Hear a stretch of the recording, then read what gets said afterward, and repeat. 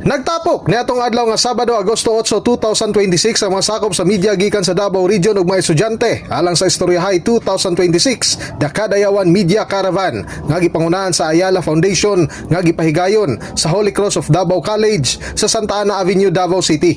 Ang mao sa kaadlaw nga forum naghisgot sa dakong papel sa artificial intelligence kon AI sa modernong pagbalita. Sumala pa ni J. Mark Tordesillas, usa ka freelance journalist, AI technologies ug media advisor.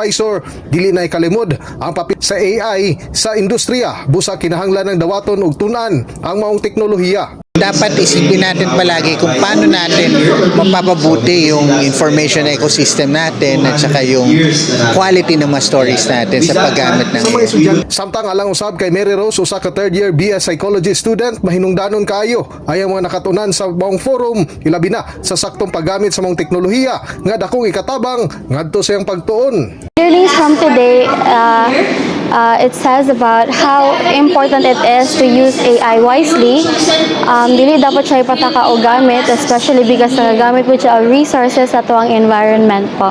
Giisgutan usab sa mga aktibidad ang responsable nga paggamit sa social media ingon man ang husto nga pagsuta sa mga balita ug impormasyon nga makita online aron hingpit makalikay sa fake news.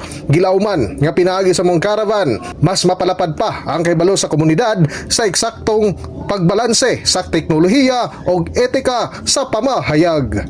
In the heart of changing lives, ako si Brigada Julius Pacot alang sa 93.1 Brigada News FM Davao, the Music and News Authority.